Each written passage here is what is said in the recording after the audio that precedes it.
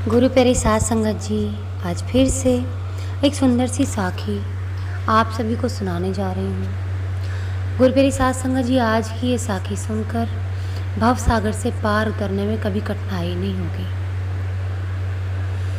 क्या आप सब जानते हैं कि कभी भी हमसे जब कसम खिलाई जाती है तो गीता पर हाथ रखकर ही कसम क्यों खिलाई जाती है? आइए आज की साखी से जानते हैं कि किस तरह भव सागर से पार होने में कठिनाई नहीं होगी, और वो इसी सवाल से साफ साफ आ जाएगी सामने कि गीता पर हाथ रखकर क्यों कसम खाई जाती है। ये कहानी है भगवान श्री कृष्ण की, श्री हरि श्री विष्णु जी की। जब भगवान श्री हरि मूर दैत्य का नाश करने के बाद बैकुंठ लोक में अपनी शैया पर सो रहे थे, आंखें बंद करके वो लेटे लेटे मुस्कुरा रहे थे। वो सो नहीं रहे थे, लेकिन ऐसा लग रहा था कि वो सो रहे हैं और वो लेटे लेटे मन में मुस्कुरा रहे थे। अब देवी लक्ष्मी उनकी पैर दबा रही थी। भगवान जी को मन में ही मुस्कुराता देखकर देवी लक्ष्मी को कौतूहल हुआ, यानी कि वो बहुत ज़्यादा उनको एक्साइटमेंट हो रही थी, बड़ी बेचैनी सी हो गई। उन्होंने बोला कि भगवान, आप पूरे जगत का पालन करते हुए भी अपने ऐश्वर्य के प्रति उदासीन से होकर इस क्षीर सागर में नींद ले रहे हैं। यानी कि लक्ष्मी जी ने कहा कि आपके पास पूरा ब्रह्मांड है, उसका सुख लेने की बजाय आप यहाँ बिल्कुल उदासीन से, यानी कि आपको उन चीज़ों से कोई लेना देना नहीं है। दुनिया में लोग कितने देवता हर चीज़ के पीछे भागते हैं, लेकिन आपको उनसे कुछ लेना देना ही नहीं है और क्षीर सागर में बस आप सो रहे हैं। इसकी वजह क्या है? भगवान श्री हरि फिर से मुस्कुराए और अपनी मोहक मुस्कान बिखेरते हुए बोले, हे प्रिय, मैं नींद नहीं ले रहा, बल्कि अपनी अंतर्दृष्टि से अपने उस तेज का साक्षात्कार कर रहा हूँ जिसका योगी अपनी दृष्टि से कर लेते हैं, यानी कि अपनी नज़र से योगी दर्शन कर लेते हैं, तो उसका मैं साक्षात्कार कर रहा हूँ, उस तेज का। अब माता लक्ष्मी और परेशान हो गई कि आपके अलावा भी ऐसी कोई शक्ति है जिसका आप ध्यान कर रहे हैं? तो भगवान ने बोला कि देवी, इस बात को अच्छी तरह से समझने के लिए आपको गीता के रहस्य को समझना होगा। गीता के जितने भी अध्याय हैं, 18 अध्याय हैं, उसमें से मेरे उस शरीर के अंग हैं, यानी कि हर अध्याय के अंदर मेरे अंग हैं। गीता के आरंभ के, यानी कि शुरू के 5 अध्यायों में मेरे 5 मुंह हैं, छठे से 15वें अध्याय में मेरी 10 भुजाएं, 16वां अध्याय मेरा पेट है जहाँ क्षुधा शांत होती है, यानी कि भूख शांत होती है, और अंतिम के 2 अध्यायों के को मेरे चरण कमल समझिए। भगवान ने गीता के अध्यायों की इस तरह से व्याख्या कर दी, उसका बखान कर दिया कि लक्ष्मी जी की उलझन घटने की बजाय और बढ़ने लगी कि मैंने क्या सवाल पूछा था, ये तो मुझे उलझाए जा रहे हैं, पता नहीं है तो मेरी बात का जवाब नहीं देना चाहते। अब भगवान श्री हरि ने माता लक्ष्मी के मन को भांप लिया। कहते हैं ना, वैसे भी वो उनके पति थे, सबसे पहले वो पालनहार हैं दुनिया के, तो उनको वैसे भी पता रहता है सब कुछ, लेकिन एक पति होने के नाते पत्नी के मन में क्या चल रहा है उन्होंने बिना कहे सब कुछ भांप लिया। यही एक असली सच्चे पति की निशानी होती है, क्योंकि अर्धांग होते हैं दोनों एक दूसरे के। भगवान ने फिर से कहा, देवी, जो इंसान गीता का एक भी पाठ पढ़ लेता है, उसका एक भी श्लोक का रोज रोज पाठ करता है ना, वो सुशर्मा की तरह सभी पापों से मुक्त हो जाता है। लक्ष्मी जी खींच गई कि आप तो मुझे बातों में उलझाते जा रहे हो, मेरी बात का जवाब दो ना ठीक से। भगवान ने कहा, अच्छा ठीक है, मैं तुम्हें सुशर्मा की कथा सुनाता हूँ, तुम्हें सब साफ साफ समझ में आ जाएगा कि मैं किसके बारे में तुमसे बात कर रहा हूँ। भगवान ने कहा, सुशर्मा एक घोर पापी इंसान था। वो हमेशा भोग विलास में डूबा रहता था, शराब और मांसाहार इसी में जीवन बीतता। एक दिन सांप काटने से उसकी मौत हो गई। उसे नरक में बहुत यातनाएं झेलनी पड़ी। और फिर से धरती पर एक बैल के रूप में जन्म लिया। अपने मालिक की सेवा करते करते बैल को 8 साल गुजर गए। अब उसे खाना कम मिलता लेकिन मेहनत ज़्यादा करनी पड़ती। इसी चक्कर में एक दिन उसको चक्कर आ गए और चक्कर खा के बेचारा बीच बाजार में गिर गया। बहुत से लोग इकट्ठा हुए वहाँ पे।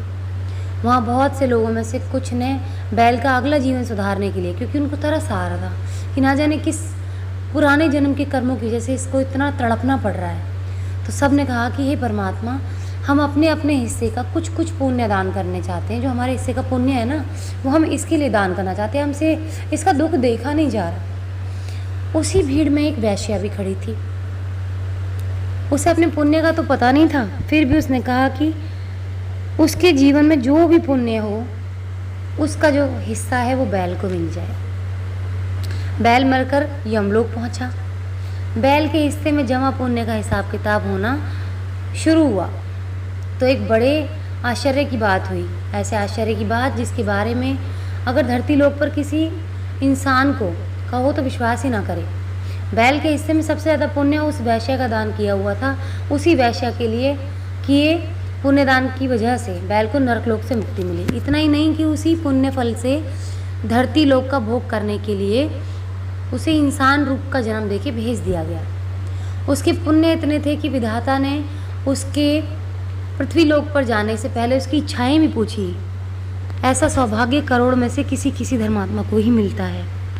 इंसान के रूप में जाने से पहले बैल ने मांगा, हे परमात्मा, आप मुझे इंसान रूप में धरती पर भेज रहे हैं, आपका बहुत उपकार है मुझ पर, मैं धन्य हो गया। अब मैं आपसे और क्या मांगूं? बैल योनि में मेरा जन्म मेरे पूर्व कर्मों के दंड से ही होगा, यानी कि उसकी सज़ा होगी मेरे पूर्व कर्मों की, इसलिए मेरे को बैल योनि मिली। इसलिए मैं चाहता हूँ कि इंसान के रूप में जाकर मैं उन कर्मों में ना पड़ूँ जो मेरा भावी यानी कि मेरा भविष्य खराब कर देंगे। मनुष्य रूप में इसकी सबसे ज़्यादा वो अंदाज़ा रहता है, इसकी आशंका रहती है, डर रहता है इसका। परमात्मा ने पूछा, तो बताओ मैं तुम्हारा कैसे भला करूं, बताओ, अपनी इच्छा बताओ। उसने मांगा, बस मुझे इतनी क्षमता प्रदान कर दें, इतनी क्षमता दे देना आप कि मेरे पूर्व जन्म के जितने भी कर्म हैं, समस्त बातें मुझे याद रहें, उनका स्मरण करके यानी कि उनको याद करके मैं कर्मों से भटकने से खुद को रोक सकूँगा। बस इतनी सी कृपा और कर दें। भगवान ने उसकी सुन ली और उसको धरती लोक पर भेज दिया। अब उसको पुराने कर्म याद थे तो सबसे पहले उसने उस वैश्या को ढूंढा। वो बेचारी जानबूझकर ये काम नहीं कर रही थी, उसको उसके माँ बाप से अलग करके छीन कर चुरा कर उसको वहाँ ला दिया था। बेचारी एक अच्छे परिवार से थी, भगवान को बहुत मानती थी। अब उसको ढूंढने लगा वो वैश्या को। आखिरकार उसने वैश्या को ढूंढ लिया। उसने वैश्या को सारी बात बताई। फिर उसने पूछा कि आपके कर्म तो सबसे नीच कर्मों में आते हैं, फिर भी आपके पास इतना संचित पुण्य कैसे था? ये मेरे को तो समझ में नहीं आया। उसने कहा, मुझे तो कुछ नहीं पता, ये जो तोता बैठा हुआ है ना मेरे घर में, तुम इससे पूछ लो, ये कुछ मुझे पढ़ के सुनाता है, उससे सुन के मेरा मन पवित्र हो गया है, वही पुण्य मैंने तुम्हें दान कर दिया था। वैश्य की बात सुन के सुशर्मा को बहुत हैरानी हुई। एक औरत ने उसका पुण्य फल दान किया, वो इसके बारे में उसको पता ही नहीं था, और वो पुण्य कर्म इतना प्रभावी था कि उसको गंदी योनि से छुटकारा मिल गया, नीच योनि से छुटकारा मिल गया। उसने तोते को हाथ जोड़ के प्रणाम किया और उससे पूछा कि ऐसा कौन सा ज्ञान है आपके पास? तब तोते ने बताया कि पहले जन्म में मैं विद्वान होने के बावजूद भी अभिमानी था और सभी विद्वानों के प्रति ईर्ष्या करता था, नहीं जलन रखता था बहुत ज़्यादा। मेरे को विद्वानों को देख के बड़ी चिढ़ होती थी क्योंकि मैं खुद को ज़्यादा विद्वान समझता था। उनका अपमान और अहित करता था और लोगों का। मरने के बाद में बहुत सारे जन्मों में भटका, फिर मुझे तोते के रूप में जन्म मिला, लेकिन पुराने पाप के कारण बचपन में ही मेरे माता पिता की मृत्यु हो गई।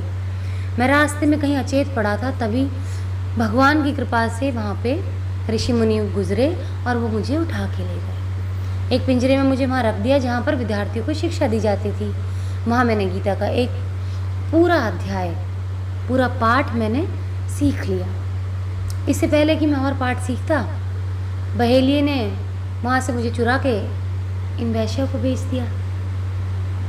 मैं अपने स्वभाव की वजह से इनको रोज़ गीता के श्लोक सुनाता रहता हूँ, वही पुण्य इन्होंने आपको दान कर दिया और आप इंसान के जन्म में आए हैं। श्री हरि ने लक्ष्मी जी से कहा, देवी, जो गीता का पहला अध्याय पढ़ता या सुनता है उसे भव सागर पार करने में कभी कठिनाई नहीं होती।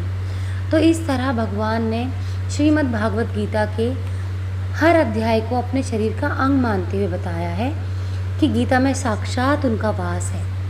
गीता को छूने का अर्थ है कि आप भगवान के अंगों का स्पर्श कर रहे हैं, और फिर भगवान के अंगों को भला छू के कैसे कोई झूठ बोल सकता है?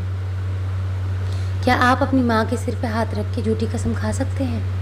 आप अपने बेटे और बेटी के सिर पे हाथ रख के झूठी कसम खा सकते हैं? नहीं ना। भगवान तो उनसे ऊपर है हमारे लिए, जिन्होंने हमारी नैया पार लगानी है, तो उनको छू के हम कैसे झूठ बोल सकते हैं? तो इसीलिए इसी विश्वास के साथ गीता की सौगंध खिलाई जाती है। तो गुरु प्यारी साध संगत जी, भगवत गीता जो सिखाती है कि व्यवहार में इंसान का जीवन कैसा होना चाहिए, झूठ बोलने, लालच और मोह में पड़कर अपने पास के लोगों को अनुचित सलाह देने और धर्म के विरुद्ध जाना मनुष्य का सिर्फ अपना ही नहीं बल्कि पूरे कुल के नाश का कारण है। कुछ लोग ऐसे होते हैं जो गीता पढ़ रहे हैं लेकिन झूठ बोल रहे हैं, लालच है, उनके मन में मोह है, और मोह में पड़कर वो अपने पास के लोगों को गलत सलाह दे रहे हैं, धर्म के खिलाफ जाना सिखा रहे हैं। ये सब बात सिखाती है गीता कि हमें इन सब के ऐसे कामों को नहीं करना है, इन घटिया कामों को नहीं करना है। ऐसे ग्रंथ से उत्तम और क्या होगा? तो गुरु प्यारी साध संगत जी, इसीलिए गीता को छूकर कसम खाई जाती है और ये उम्मीद की जाती है कि इंसान भगवान को छूकर झूठ नहीं बोलेगा। और भगवान की गीता को पढ़कर आप भगवान के अंगों का जब बिल्कुल रूबरू हो जाएंगे भगवान के, तो आपको भवसागर से पार उतरने में कभी कठिनाई नहीं होगी। जैसे सुशर्मा आप इतनी योनियों से भटक के, दुख पा के, एक पाठ के पुण्य कर्मों से वो उस बैल की योनि से मुक्त होके इंसान की योनि में आ गया। तो देखिए कितना अच्छा असर हुआ उस ग्रंथ का, भगवान के रूबरू होने का, एक ही पाठ पढ़ने का। और अगर सारे पाठ पढ़ लिए जाए, उनको समझ लिया जाए, व्यवहारिक ज्ञान में लिया जाए, तो हम तो भवसागर से पार हो जाएंगे और कभी हम ना नरक में भटकेंगे और ना इन 84 लाख योनियों में। तो गुरु प्यारी साध संगत जी, आज इसी के साथ इस सुंदर सी साखी को यहीं समाप्त करना चाहूँगी। मिलती हूँ आपसे अपनी अगली वीडियो में नई साखी के साथ। तब तक के लिए खुश रहें, सुमिरन करते रहें, सच्ची सेवा करते रहें।